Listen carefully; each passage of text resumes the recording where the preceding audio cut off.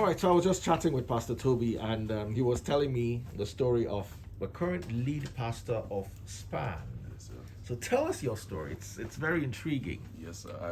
I've actually been with Pastor Toby now for 12 years. I'm 31 years of age. Wow. So I met Pastor Toby, and my mom introduced me to him. I had just coming out of prison after being sentenced to 3 years, 9 months. So I was introduced to him, and then I moved in to his house, which I'm sure you'll see eventually. But I moved into his house 12 years ago. I would have been about 20 years of age at that point, just coming out of prison. And from there, he obviously guided me and led me. Not just, of course, church was what we did, but then he was also responsible for my first business as well. We started it together. We were actually praying. And he got up from prayer and said, I need this office. It was our church building at the time. I need this place to turn into an office to recruit young people. So I started out in... Because I thought we're getting young people to come. You're praying. What do they do with life? Because then they will go back to that old life. It's not practical. So we're praying that day, and I said, look, let's change this place from prayer room to recruit young people and get them into jobs, difficult jobs. But I'll let you continue. So that was the first business. That would have been 25 years old at that time, 2015. So we incorporated that business, and that was the first business we did, which became very successful. Since then we've been employing 50s to hundreds of people and paying salaries. But then, of course, we also started working Croydon as well. But with Pastor Toby, I've always been the person that he sends to different areas in London once he has been there for a while to establish people. So we have different centers around London. We used to call them community units. So I've been through Islington to Hackney, to Croydon, to Southwark, and these are areas in London. So that was my journey, and then just recently we actually then established, Pastor Toby did a handover, and that's where he handed over to me to become the lead pastor of the base in London. So that's my story. Wow. So in 12 years from prison Yes, sir. to leading a church and recruiting young people and helping them find or make something out of their lives. Yes, sir. That's an amazing story. Yes, sir. How come the media doesn't hear this? They hear, but they ignore the part the part they don't like. They ignore it. The one they want to push part-time, they push it. We've invited them to our houses many times because he's a government contractor as we speak now. Okay. Contracting, meaning the business, recruiting business for young people, then grew to become a business contractor, government contractor. Yes, sir. So people wonder, okay, why do you black guys have this much money? In quote, whatever they imagine that we have. But he's the lead pastor, not just because he can read the Bible and all that, but because the business he started, he could take it to the next level. And that means, like I have refused to let his life waste, because religion will just waste people's life. Now I can trust him to say, okay, you won't let other young people's life waste, just wasting their time in church praying. So when we did the handover, these were the reasons. Like he said, before I could hand over, it's been to like 8 different centers. Countless number of people also who have come out of prison that he's then helped to become what he has been helped to become. So it's all over there. It's in the media. BBC covered. It was on BBC. I was first on the interview. This was done. It was on BBC and other channels too. So they did cover it for the while, and after a while they look for more popular stories. Just the way it works. Oh, awesome story. Very, very inspiring. You were saying there was somebody else here who had an inspiring story. Should they sit there? Yes. So then, from PK. We'll have gone to the houses for you to see the setting and how. So we have about 50 of them. Yeah. You'll see young people set up working, huge houses. We should go. How long will it take? We won't be back on time.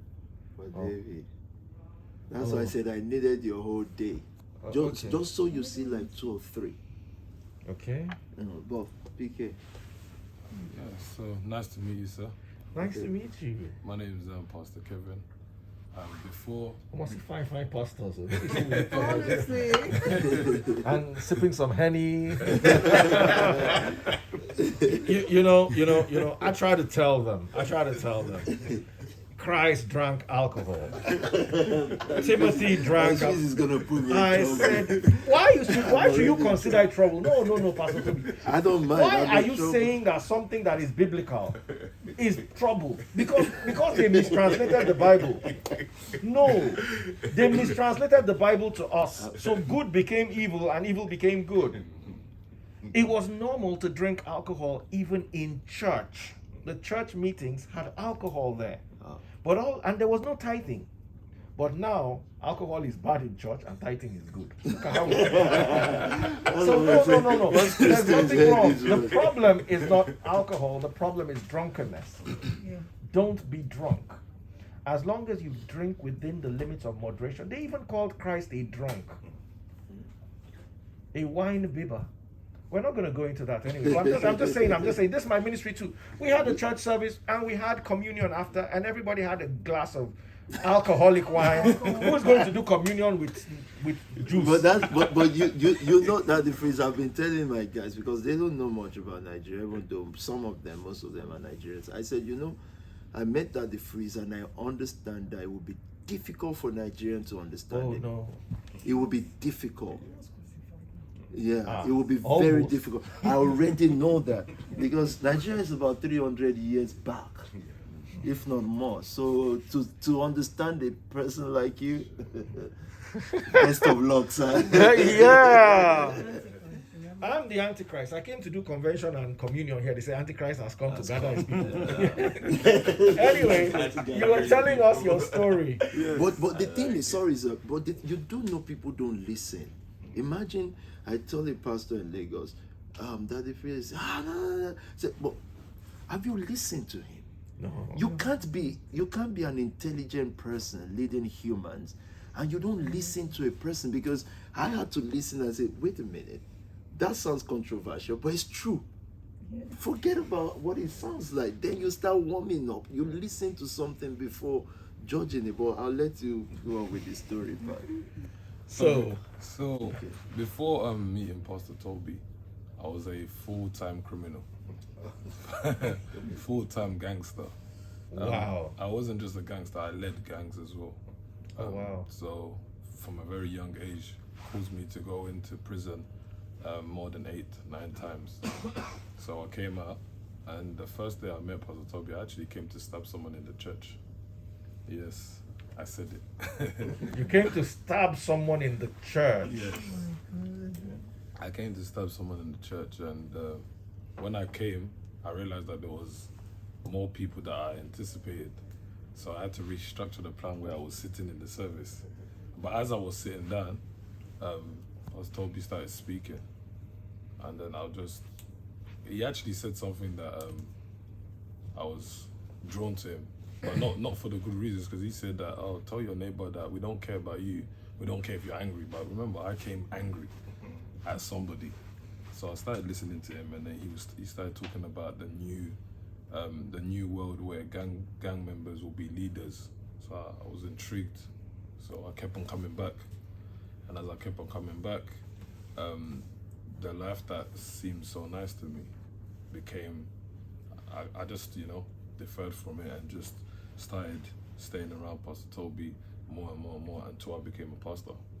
When I became a pastor, they gave me a region to look after, which was East Side at the time. That's true. And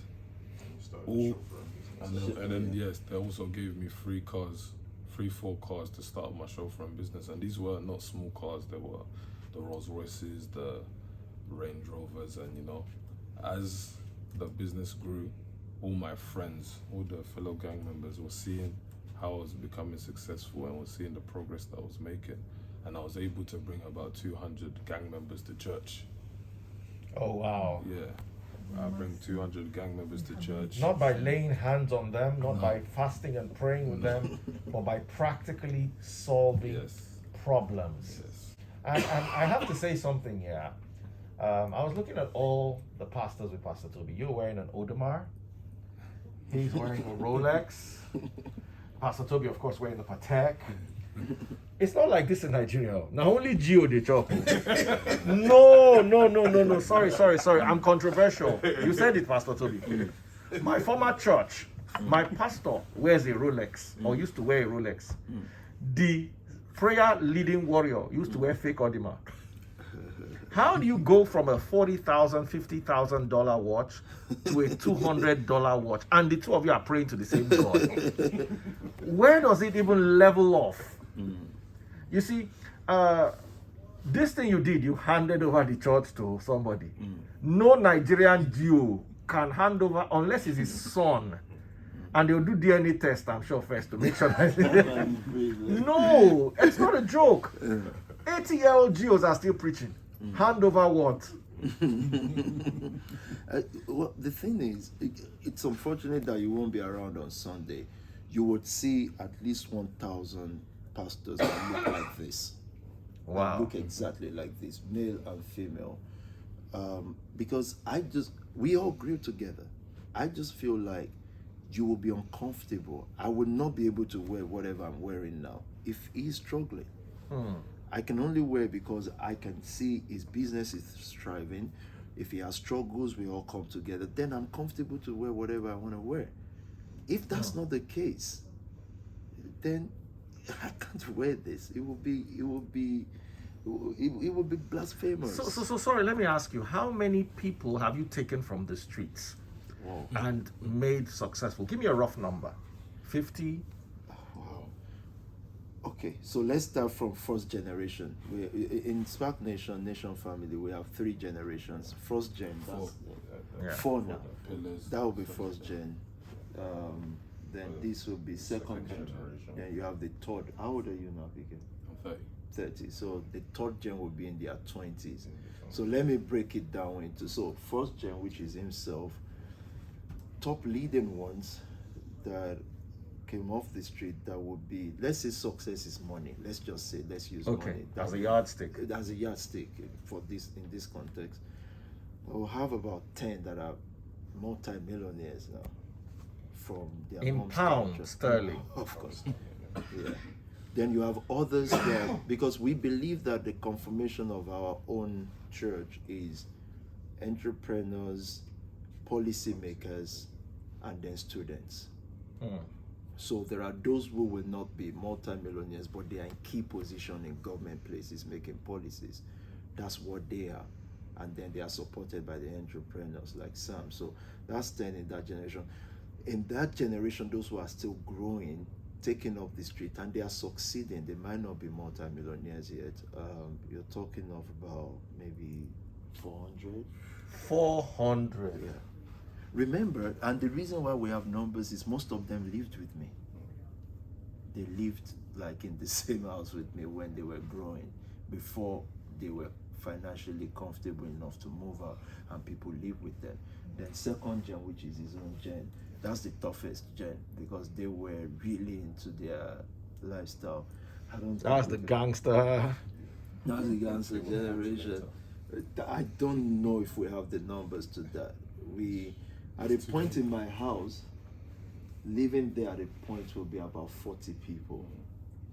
BBC came there, as in put up their camera, they saw it, they felt this is strange. So for their own head and a Bowman's head will be something strange is going on here. It can't just be for God, you know. But they were there, they lived there, they saw, they interviewed people, then they taught. So in total, it will be a few thousands that I've had one-on-one contact with. Of course, some fell away. We were not successful with some, but most did well.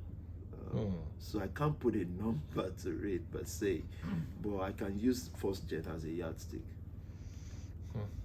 10 millionaires created by the church.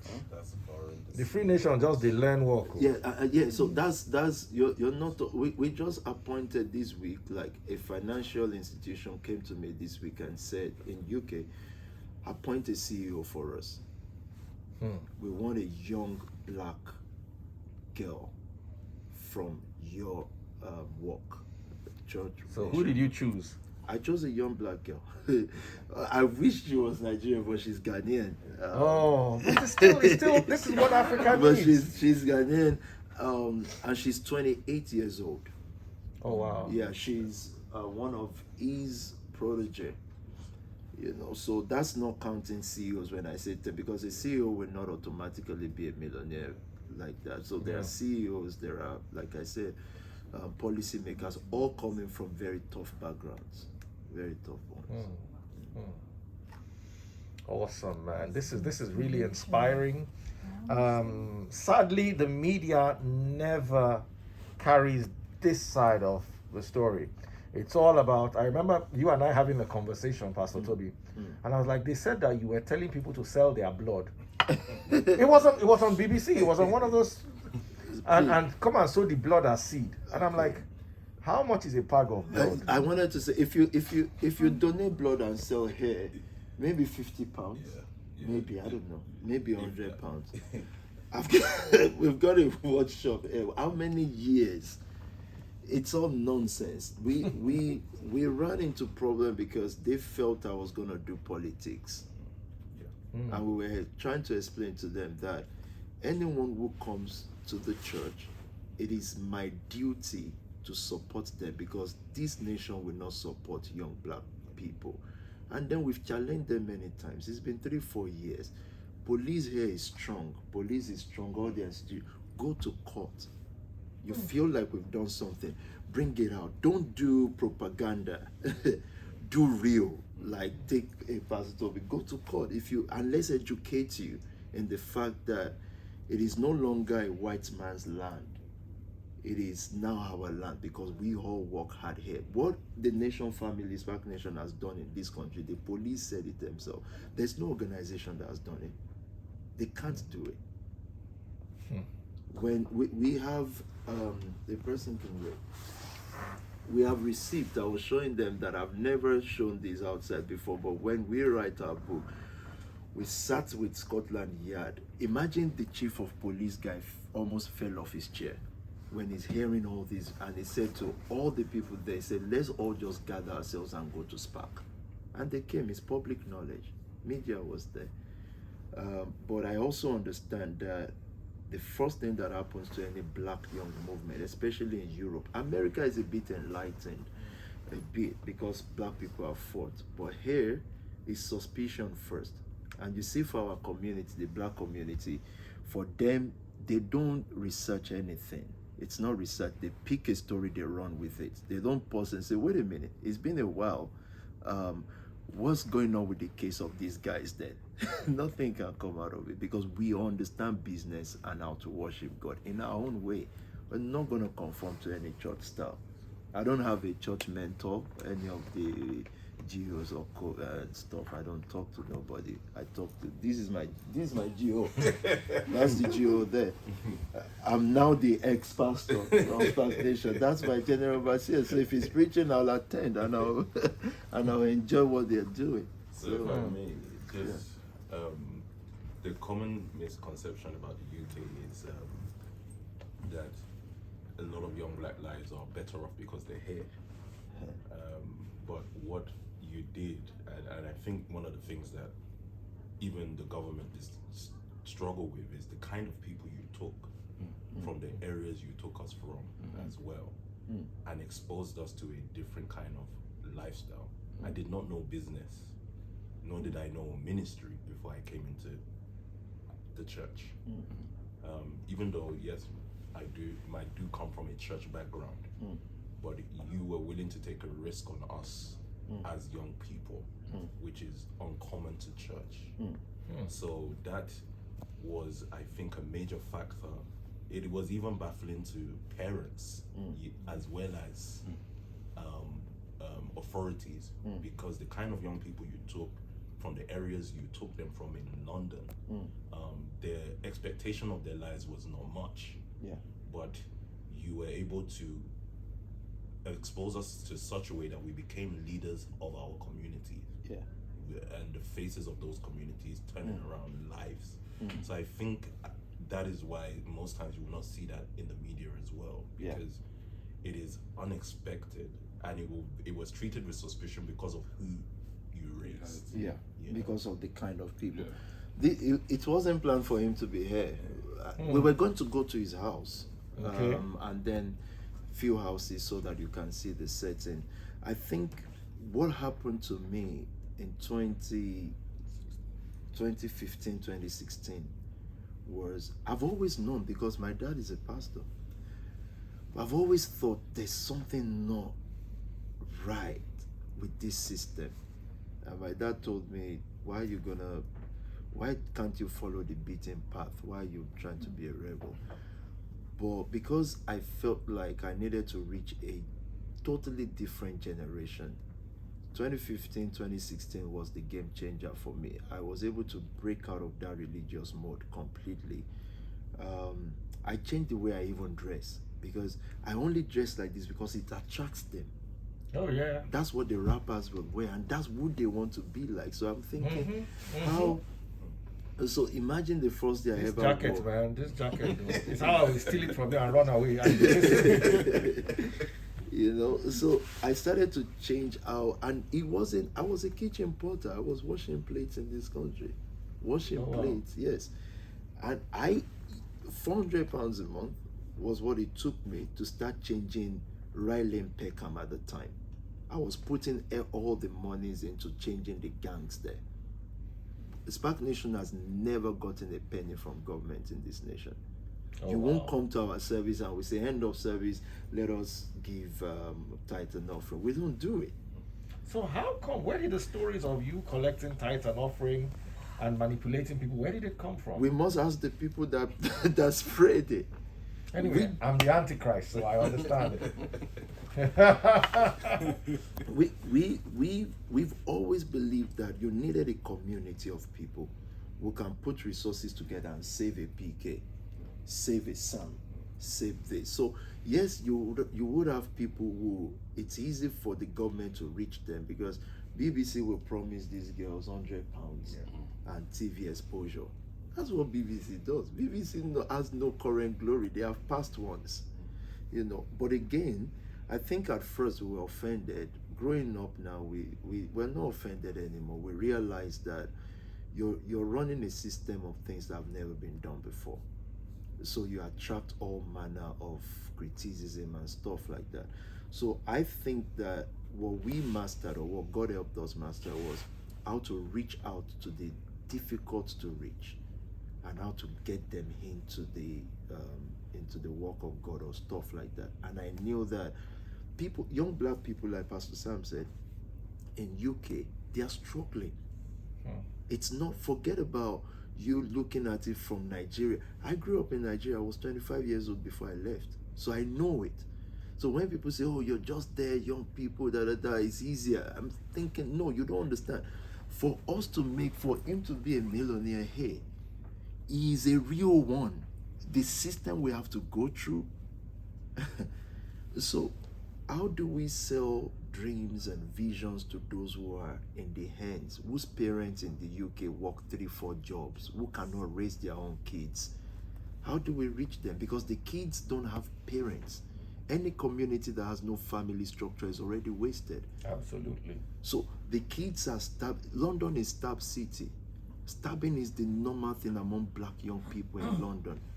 Imagine at a point London had more stabbings than New York. And we got everybody from that stab. When we get to a community, sir, stabbing reduces. Then the people ask me, what do you do? What do you tell them? I'm saying they have dreams.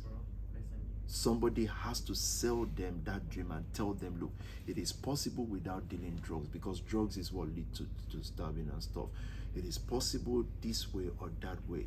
And that's how we lost some too, because how do you reach 1,000 people who came through the door in one day? How do you make their lives better? So some will complain and say, look, they are selling us dreams that they can't do. I'm saying, no, you have to be patient. It's 1,000 people within a week. How am I gonna? We started a chauffeuring company for him. It featured on Financial Times in the newspaper. It was there. Financial Times. Yes. They titled it Streetwise Approach to Some Economy, that. My picture was there, he was there, and another lady who is the politician that they're causing trouble for us against, because she was going to win that election. And they knew that the only person to come for was me and Spark Nation. And they, black people are easy to infiltrate. So that's our story in a What nutshell. an inspiring story. One of the reasons why people don't like me is I'm a non-conformist. I was having an argument with a family member the other day, and the person was like, why don't you go to church? I'm like, why do I have to go to church when I can teach better than what my kids would learn in church? I can teach them better at home. The pastor that is leading them in church, if I do Bible study for him, it will take me 3 years for him to get to any level at all. Okay, why do you want me to go to church? Because my father used to take me to church. Okay, because your father used to do something. Is that enough justification to make it right?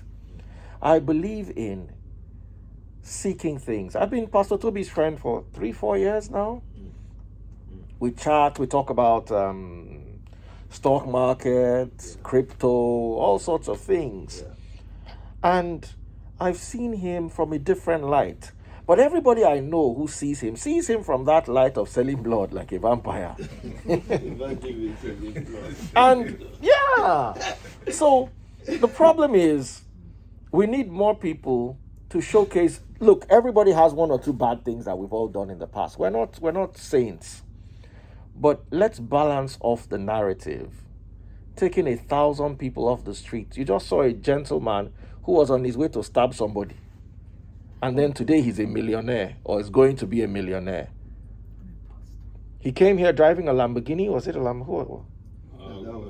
That was his Lamborghini. SVR. Oh, Range Rover SVR. This is a street kid who could have been in jail till now. Or worst case scenario, dead. Most of his friends are in jail and dead. But the thing is, someone is doing something. If we had 2 Pastor Tobis in Nigeria, many of our youths would not be where they are today. So here's I may be wrong, but I've known him for about 3-4 years. And the conversations we've had have always inspired me.